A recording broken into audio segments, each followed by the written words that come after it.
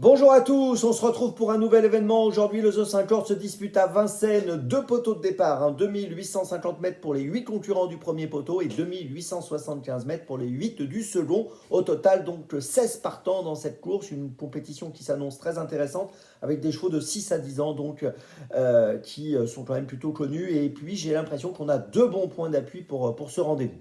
Avant de vous donner mon choix en 6 pour ce The 50 et tous les paris associés, je vous rappelle que vous pouvez vous abonner à la chaîne YouTube de The Turf et je vous invite aussi à activer la cloche pour être informé dès que mon prono est posté tous les jours. Allez, j'y vais. On y va, et en tête, j'ai retenu numéro 12, E-Enemy. Alors, E-Enemy vient de gagner le prix Charles Mills, c'était au début du mois d'octobre.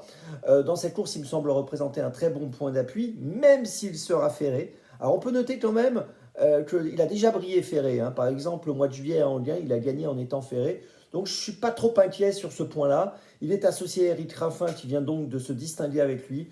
Je lui fais confiance, je pense qu'il peut rééditer. En deuxième position, j'ai retenu numéro 16, Harlem de Bussy. Alors, il trouve un bon engagement. Il a gagné 394 170 euros pour une course ouverte à des chevaux n'ayant pas gagné 399 000. Il vient de finir deuxième du prix Émile Bézières. On se souvient également qu'il avait réalisé une super performance en début d'année dans le prix de Paris Groupe 1 où il s'était classé deuxième. Logiquement, il doit faire l'arrivée de cette course. Derrière ce duo qui me paraît assez sérieux, j'ai retenu en troisième position le numéro 13, Galileo Bello. Alors il est en forme, on le connaît bien lui aussi. Il vient de finir deuxième du prix de Moulins-la-Marche. Il avait gagné le prix du Mont-Saint-Michel au début du mois de septembre. Il est associé à Franck Nivard. Il ne sera pas déféré des 4 aujourd'hui. C'est le petit truc qu'il a contre lui peut-être. Mais on est quand même obligé de le garder. En quatrième position, j'ai retenu le numéro 7, Eden Texas. Alors qui vient de finir cinquième du prix David de Caen, performance honnête. On l'avait vu finir également quatrième en début d'année, il faut s'en souvenir, au mois de février, du prix Harlem de Bussy, du prix Montségur, pardon, derrière Harlem de Bussy. La performance était correcte, il a fini assez loin d'Harlem de Bussy, mais la performance était correcte. Et logiquement, donc pour une place, on est obligé de le garder. En cinquième position, j'ai retenu numéro 6, Brandrock. Il vient de finir sixième donc à Châteaubriand au mois de septembre. On l'a vu gagner à Anguin au mois d'août. Au mois de mai, il faut se souvenir qu'il avait remporté 3 courses de suite à Reims, à Vincennes et puis également à Châlons en Champagne.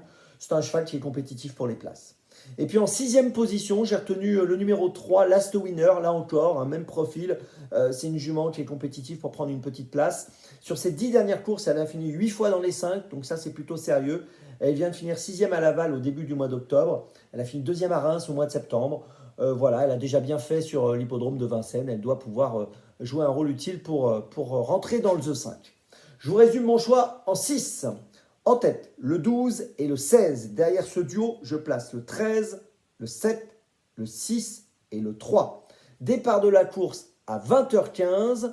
Et on se retrouve maintenant demain pour Longchamp. Et d'ici là, avec The Turf, ça va aller.